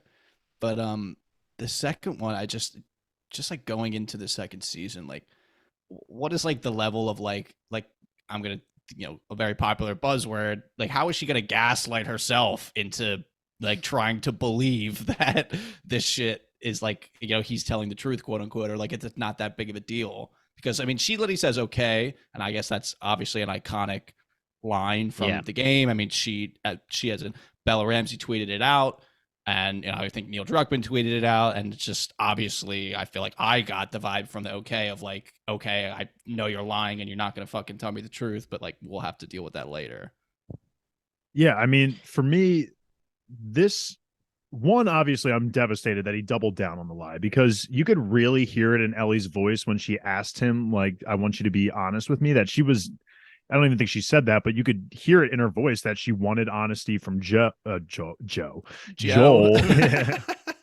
And my question was, like, do we think Ellie believes him? I also am on your side, B. Toms, that I don't think Ellie fully believes Joel, and that everything he said was correct in her mind. Like, she knows definitely something's off, but this, for me, obviously, is such a big lie that I think this is worthy of them like completely splitting up. Like, if this truth does come out, like, I think this would be worthy of her going her separate way from Joel, and honestly leading to this death of Joel that Kyle's been foreshadowing since episode 1. But Yeah, I could big totally fat L see on it that that one. maybe in like season 2. I think you said, Jimmy, you're the only one here that's played the second game, at least, correct? So just me throwing out a theory, obviously no spoilers, please. But like, I'm just thinking like maybe, truth comes out, they have a whole rift, they have a whole split up, whatever. And then Joel in his dying breath is like, look, I just wanted what was best for us. Maybe I didn't think this out fully. Like, I didn't get your full opinion on this. I just kind of broke you out of that hospital. But I just want you to know that this was something deep down that I felt like was the right thing to do. And that I could see, playing into a part of Ellie's Joe and Kelly, dude. Joe and Kelly. Joe and Kelly. Ellie's development later on. So I could see this being a path for Joel's death eventually. Joel's final breath after Ellie shoots him. God, that would be full circle. That would be crazy. I don't think that's gonna happen. I'm not saying a word, but what I Sit will there say, quietly. actually, I'm going to allow you guys to decide if you want to look this up or not. But Ashley Johnson, the voice actress, because part 2 has been out and that storyline is complete. Everything for that is complete. If you're if you're only a fan of the show, it's obviously not complete, but the game part is. And she was asked what okay meant in her opinion, and she gave an answer. So if you want to look it up, I don't know if it's too much of a spoiler. I don't know. It wasn't really given any too much context into part 2. So you could it's just like, this is how I played it out. This is how I acted it. And this is what I was thinking. I wasn't told this, but this is what I was thinking when I said it. And if you're interested, check it out. I would be interested in that. Yeah, same.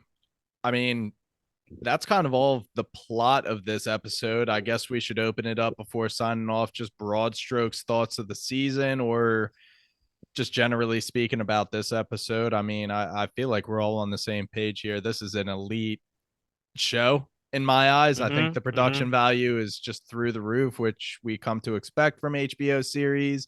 I think it's one of the best, if not the best, and I'm actually inclined to say probably is the best video game adaptation ever. Nothing else is really coming to mind.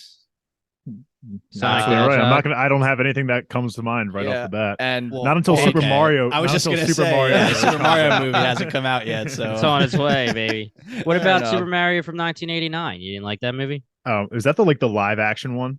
Yeah. Oh my gosh. Don't bring that in here. I don't even know if I wasn't alive then, I've guys. seen it before, I was born a year later, but I did watch it when I was younger because I was obsessed with Mario. There you go. So what's your rating for it? For Super Mario Brothers movie? Yeah. It's like a 0.5. Would you rather watch that or so Dragon it's Ball? Close to The Last of Us. No, I was going to for say, you. would you rather watch that or Dragon Ball Evolution? Oh my Dude, God. Dragon Ball Evolution is like We're one of so those sidetracked right now. Going back to college, I was actually just talking to Luke about this when we were talking about one of the Last of Us episodes, and it came out when I was in college, and we literally just watched it so many times because of how bad it was. It was so bad it was good. I haven't seen the Mario movie since I was like 10 or 5 or 8, so I can't speak to it, but Okay. Evolution. I'm going to go with Dragon Ball Evolution. Wow. Yeah. That's pretty fucking funny. But let me take us back to your question, B. Toms. I think overall, I had mentioned this last episode. I think my expectations were to make for this show to be a lot more of a zombie movie, a lot more clickers. But once you kind of change your mindset and kind of start to realize that this is a show just about humanity itself and just people being desperate and what people are willing to do in order to survive themselves, I think this is an incredible show. I really think this is like, the production value is obviously there. Like everything just looks so real.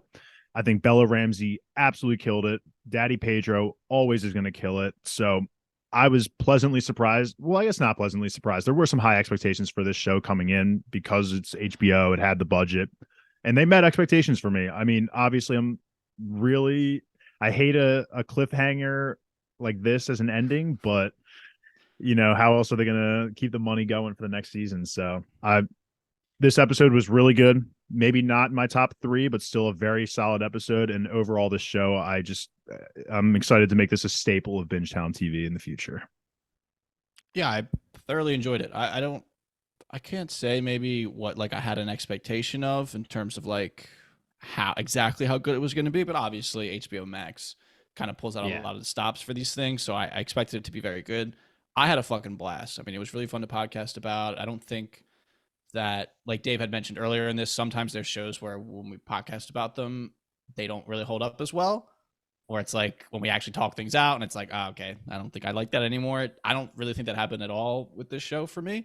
If anything, obviously, it probably added to the enjoyment of it, which is just like a good sign overall. I remember in the beginning being like really interested in like power brokers in the world. Obviously, I had no real concept of what the world was going to be like at that point. Looking back, I kind of like how it really is kind of just pockets of people, just wherever anyone can fucking scrape out a living. That's where people are. There's not really like, I guess the Fireflies very loosely, but they themselves seem fairly decentralized. I mean, we're running into just random groups of people in places. Who knows if that will change in the future? I'm really looking forward to maybe building out the world a little bit. I highly doubt that season 2 is just like a self-contained drama in Tommy's commune in fucking Montana. So I'm excited, I guess, to see more of the world and meet different characters. It was just really fun, devastating, just like wacky, crazy to just like meet all of these side characters, even for an episode. And just have it feel something by the end of that one self-contained episode story was just like beautifully done. Episode 3 was something I will, I don't think I could forget that episode. I mean, it was literally so fucking good. And episode 5 was great. Episode 8 was fantastic. This finale was a very good episode. I mean, Joel moving through the hospital was like emotionally one of like just like smacked you in the fucking face, like adrenaline, like heart beating. Like that's what you want out of your fucking television shows, especially the Sunday night appointment viewing type of shows. So they fucking hit it out of the park in my eyes, as someone who obviously had no prior experience with the story. Yeah, one expectation I have for season 2 is I think in episode 1 or 2 they had mentioned hot Atlanta being a point of drugs and weaponry. So I wonder if they'll ever, because we've only ever been to the west, a little bit north. We haven't really seen the south a little bit. So I'd be interested to see if they go the route of it, like going to Atlanta, working some deal out with these people, or maybe they get word of Ellie being immune and they're the ones maybe seeking her out in season 2. So either way, I think Atlanta would be a good start, or at least to bring it up again. Yeah, and I guess like, are things actually as hopeless as they seem? I don't think I have an opinion either way at this point of whether I would prefer, like, it really is just we're scraping to survive, or there is some type of ending where we kind of quote unquote win. I think Tommy's place gives us a hope. At least it's a hope. Yeah, it's like maybe not Tommy's a full on feels win. Like a win. Yeah, maybe half a win, getting a B. Maybe it's better than David's place. It's the best place. Actually, damn right. Oh, it's better than David's place. Yeah. Well, I was gonna say because your name's David doesn't mean you have to. No, I was actually thinking of episode 3. That place might also be in the contention of wanting the places to stay. Yeah, I would say that's. I mean, again, that's probably getting a B. I guess a win in the sense of is community, like a community. Yeah. Well, no, like, is this just life now? Yeah, like can you fix the it? Infected there thing, or can we ever end up building back or something? I guess I'm excited to see how that happens. Like I said, I can't possibly formulate an opinion on what I prefer. It feels like it's going to be more of like a hopeless, this is just kind of how we have to eke out our survival, and the story of that and how people deal with that, which I would be okay with. I actually like, you said at the beginning, I like that we're getting video game 2 kind of broken up into 2 seasons. I feel like this show Yeah. definitely has the ability to and especially with what they have in the video games and the ability to add on to it. I just feel like it's a good thing that it's not like they went out and said, all right, we're coming out with 6 seasons of The Last of Us. Like, I think 3 is still like a perfect spot for a 2-game video game series, Well, I guess it's technically 3, but if you're focusing on the main story, 2. But yeah. And I'll say this after fucking every time we have a TV show where it's week to week, like, don't you think this would have been so much worse if they released it all at once? The longer I agree. the binge format is around, the less I like it. I think Netflix is losing out by Joel, you can't like build up the marketing for it. You can't build up anticipation. They just throw it at you like, consume at your leisure. Yeah. Which is nice, but like from a business perspective, it doesn't make a lot of sense. And honestly, I like having to wait for it. It's delayed gratification. Yeah, like I'm excited. Yeah, we're in 2 weeks, and I'm sorry to step over here, Jim, but like, no problem. Succession comes back on the 26th for HBO. Like Yellow Jackets comes back on the 26th for HBO. So it's just like Showtime. Oh, Showtime. I'm so sorry. So it's like that appointment viewing weekly is just like way more fun. It's so much more fun, and just like it's just a community experience. Having it like this is just I will always prefer it. Yeah, I mean, listen, we're Bingetown TV, like that's the joke. But the deal is that we love TV so much that we find a show, whether it's already established or it's newer, whether it's like Netflix dropping all at once, and we love it, so we binge it. That's the selfish part of you, like as a consumer, and yeah, I mean, a lot of the time I agree with you 100%. Week to week, it just seems like it's better. The anticipation, everything you said is right on key. But the selfish side of me, like when I see one, I'm like, oh my God, give me the second one. Next step. And if it's there, you're going to do it. That's a great point. I mean, like I said, I said somewhat earlier, I've been binging the fuck out of Succession. I mean, I literally watched Ted Lasso earlier this month in like 2 days. So that was a good time. I mean, we just shat on our whole brand. I guess we have to go now to like weekly, right. We got to switch. Yeah. I'm getting him in my ear. Yeah. I'm getting him in my ear, telling me to backtrack on my statements. So Weekly Town Television. We're coming at you. Weekly Town Television. It's like our creepy alter ego or something like that. Yeah, that's my goodness. Town Television.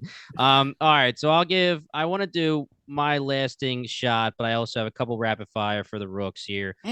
Nothing crazy, but we already almost got into everything that I wanted to say. Kyle and Dave and Brian, you guys nailed it when it comes to the weekly stuff. HBO just seems special at this point. It just does. You have White Lotus, House of the Dragon, Succession, The Last of Us. It's just week to week. You're getting money. And I know that Sopranos and The Wire, that started all, but for a long time in between, before Game of Thrones started and after Game of Thrones ended, I felt that like there was a void there. It felt like there was that emptiness where I wasn't doing the whole like, all right, Sunday appointment TV. Well, it's back.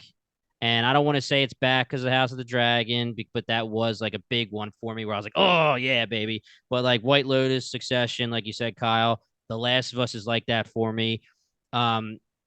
It's just, I can't ask for anything more as a video game player when it came to this show. I don't think I said anything bad about the adaptation. I don't want to say it another time, but I'm going to, that Bella Ramsey killed it, and I don't care about anything anybody else says. Get the fuck off our podcast if you don't like Bella Ramsey's performance. Get the hell off Weekly Town Television. I saw some crazy about like them having to shoot down rumors that they were going to recast Ellie for season 2. And they literally came out and said the only way that we will leave Bella Ramsey is if she leaves us. That's it. Yeah, like what? I mean, that's crazy. And I can't believe after this season, people are still having problems. And I really do think they're starting to turn into the minority. It just has to be that way. I would really hope so. But again, I have like chills because I'm like angry from people not liking Bella Ramsey's performance. It's crazy. Everything that they did, video game adaptation wise, was just amazing. I said it earlier in this episode. They found the stuff that was needed. They knew when to copy it right over. They knew where to give us a little bit extra or to take some stuff away. And it was to me, I don't like saying perfect, but it was really, really, really good. And going into my rapid fire, because it's kind of going into my parting shot, my first question to you guys is, pretend you're me and Brian and many of the other, yeah, I know it sucks, right? And you're one of the many, many people that played the video game in whatever year it was, and you don't know that there's going to be a part 2 ever. Like, it took a while to even be announced. Are you okay with this being a limited series, 1-season show, No. or does that feeling that you had where you felt a little underwhelmed bother you? I would say it would bother me. one show.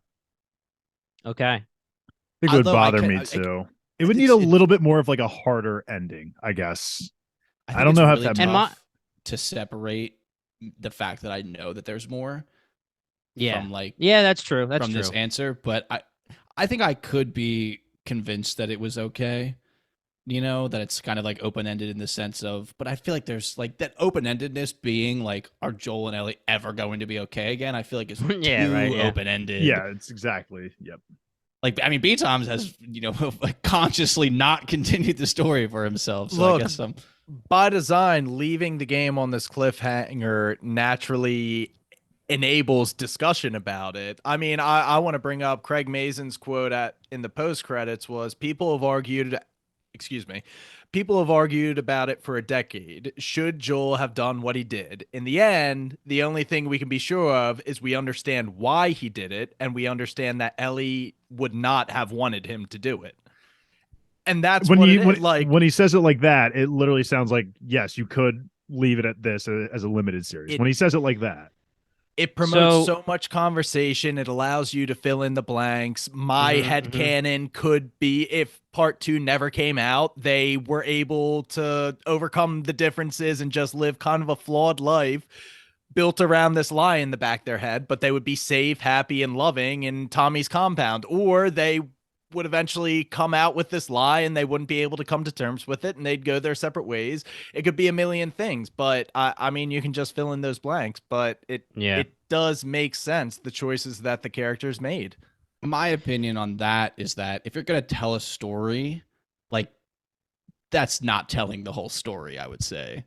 Like, right. those are big blanks to fill in about this story, and that feels like not actually telling the full story is like I guess immediate visceral reaction I have to that quote. Well, you like The Sopranos, yes? Did that tell the entirety of the story? But at the end, or did they just leave it on like a show about anything as much? I feel like as this is. This was kind of like a journey with like Ellie has this purpose where she is like a potential savior of the world. Like The Sopranos is just about Tony kind of coming up in the world. And the question is if he's alive. So many things that happened at that point. Like there were so many loose ends that were tied up. Like the only loose end, and maybe if it even is a loose end, is what happened to Tony. And I feel like it feels a lot different than this level of open-ended with Joel and Ellie, because we know that they're going to go live more scenes out. Like with Tony at the end, it was a lot of people are gone and dead. He's kind of had his change, and we've seen him go through his journey, and it's kind of he's at the end of his road. I feel like Joel and Ellie aren't at the end of their road. I guess the problem with shows we love is no matter what, we want more. And The Sopranos, it was hated by a lot of people because the fade to black, because, oh my God, you didn't tell me if he got caught. You didn't tell me if he died. You didn't tell me if he just sat there and finished his meal. Like, we have no idea. Jesus Christ, give us some freaking more. Now, that's the max when it comes to this series, I would say. But coming from someone who played the game, it's, again, Kyle, you're right. I mean, it is tough to know that there's more, but at the time I didn't know. Yeah. And as a video game, you sit there and you go like, geez, like the argument that you said about it's about the journey is almost why I'm okay with it being 1 season and done, because there's the journey. And that was like, okay, like there's the end of their story that they were telling. I don't know. And I didn't look into it too far if originally like they were saying like, it wasn't called The Last of Us Part 1. It was The Last of Us. I don't know if they were going to continue it, But when I finished the game, I sat there and I was just like, wow, this was a ridiculously amazing journey. And I'm so happy right now. But there is in the back of your head, like, God damn it, I want some more, like I want some more. But I think that myself, if I'm pretending like I was when I played the first video game, I would say if this is a limited series, it would be one of my top 5 limited series of all time. Yeah, I kind of want to go back, Kyle. You said they clearly still have more scenes to act out. What direct mission do they still have to complete? Like, they've kind of done the stuff with the fireflies, and Ellie, we told her the lie. It's either the lie sticks or it doesn't. Either way, they're going to go to Tommy's, and like, there's no clear adversary that's tracking them at the moment. There's no, I mean, unless things have changed at Tommy's compound, but the assumption is that's like a safe haven at the moment. So what else needs to be handled other than just going back to Tommy's and posting up at a house? If you didn't know there was a part 2, like, that would be a reasonable ending point of the journey, like Jimmy was saying. Yeah, I think that's definitely an opinion I don't think I would share. Like, I think I would have been upset personally. Maybe I'm just the type of person that wants to know and have more details about the ending, but it also feels like I guess at that level, yeah, I mean, I guess it's just simply a story about what we do or what we're capable of. I'm just going to say that we love. I definitely support Kyle's opinion, but then we're separating ourselves. Like, it's okay. It's the 2 people's opinion that played the video game versus the 2 people that haven't. So it's like, I was just about to say, you'll never know. I was just gonna say, you'll never know what it feels like to not know that there's a part 2, and that's the problem. I appreciate that you guys are just giving your like what you think and pretending that you don't know, and that's the only thing we can ask. And again, whether it's one way or the other, opinions are opinions. It's all relative here, and that's why it's great to have differing opinions so we could talk about them. Yeah, I guess I'm just like pure opinion of it feels like it's too big of an open-ended of like what happens next for the 2 of them and their relationship. Right. So you're not saying necessarily like, oh, there needs to be another mission. You're just saying, listen, I need to know if they get back to the town and Ellie says, I freaking hate you and I'm never going to see you again. If she goes on a rampage and kills him, if she says we're all good and then they live happily ever after, just that you just want to be told that. Well, maybe right? I want to be shown. Well, yeah, okay. Yeah. I'll tell you right freaking now, dude. If you wanna... Yeah, don't fucking spoil me. All right. Okay, these 2 rapid fires really quick. One, Kyle and David, do you think that Joel will tell Tommy the truth? You don't have to get into it. You can just say yes like or no. About Ellie, like he'll open, like about what went down. Yes. Like he knows he's she's immune, obviously. So, I mean, about everything that went down. They show back up, and he says, okay, Ellie's here. I think he's a different man. He's a different I'm man also now, a rook now. Oh, yeah, so I forgot. This is going to be fair game for me. Get in this. Ooh, I'm going to say yes. Wow. Well, Tommy's a former Firefly, and I'm not. It sounded like him and Merlene had a bond. I would say no. He would, because Tommy is kind of incendiary in his own right, and there's no reason to bring Tommy into the lie if he doesn't have to. So I would say no. Okay. Good point. That's a good point. Okay, last question. Selfish though. He might want to get it off his conscience. Did you answer, Kyle? Is that your official answer? He said no right away. Or I said yes right away. I'm sorry. Gotcha. Yeah. This one's not even really about part 2. I just want to ask you guys this question and just air it out because I was wondering. So the whole point of Marlene and the Fireflies was, hey, Joel, hey, Tess, please take Ellie because we can't now.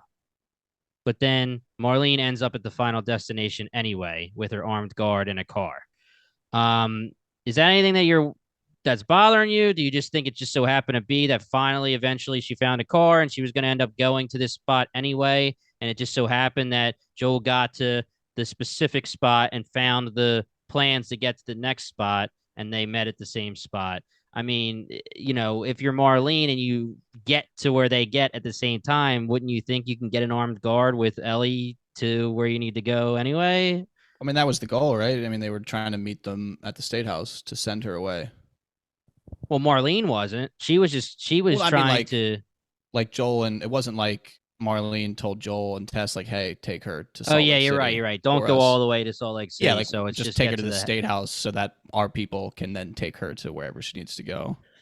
Joel was So going to bail on the mission when he found out it was going to be a cross the country trek. It was only Yeah. Tess's insistence on her quote unquote deathbed that made him stick to that plan. Otherwise, he would have ditched her. And my whole thought is So- too, Marlene's trying to move an entire organization. She would be trying to move the entire organization of Fireflies across the country with Ellie versus, okay, the efficient route of maybe having just one person who's an experienced fighter, if anything, carry her across the country versus. But again, I don't know.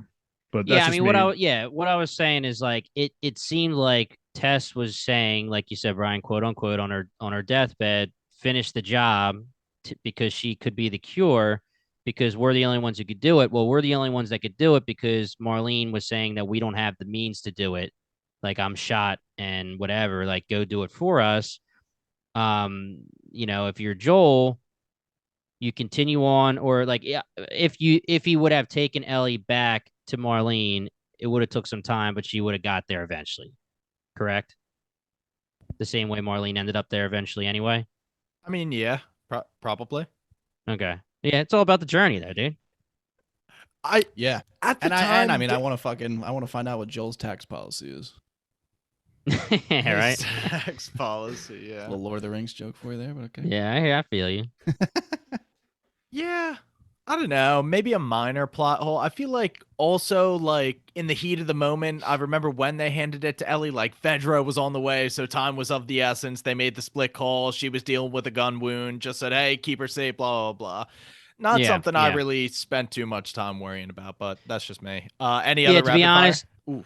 no, that's it. I was gonna say, to be honest, I kind of let it slip that they were meeting at the safe house State first, house, yeah. and that, or state house, and Yeah. that's where the shit went down. I thought it was like, always go the long haul, and then it was like, why did you get there anyway, Marlene? Like, but anyway, all right, maybe we finish the rapid fires and get this thing out of here. But we could say that the seven of us probably will be back to talk some more Last of Us, maybe some MVPs, LVPs, maybe some Potentially, yeah. ranking HBO's some episodes, maybe some Sounds like it, yeah. Our issue Yeah. with that Season is one that we wrap always up on the wanna, horizon. but we're Oh. super busy right now. The other thing is too, Super we might busy. be collabing with another podcast, so be on Very the true. we have some collabs for Last of Us coming. Yeah, the Delco So- Nerds. If you guys haven't heard of them, go check them out. We're going to be, hopefully, Luke and I will be joining them on a podcast to discuss some more Last of Us, and we'll be dropping that content as well on our channel. So What they're trying to All say right. is, although The Last of Us season 1 may be over, Bingetown TV, aka weekly television, weekly town television, TV. Weekly Yes. television town. Yes, we are going to continue putting out the content. Like I said, March is actually a pretty busy month for us. We got Shadow and Bone dropping, Yellow Jackets. If you have an email address, go make a free 30-day Showtime account. Please Binge do. Yellow Jackets season Please 1, do. catch up, follow us for season 2. Like I said, we covered season 1. Go to Bingetown TV, check out our coverage, and hey, maybe listen to the other 300 episodes too, if you have the time. I get it, people are busy, whatever. But as always, if you like what you heard, give Bingetown TV a follow on Twitter and Instagram. Visit us on bingetowntv.com and subscribe to our show on Spotify, YouTube, the Apple Podcast app, or wherever else you may find your podcast. Once again, we are Bingetown TV, and thanks for listening. This isn't the last you'll hear from us, guys.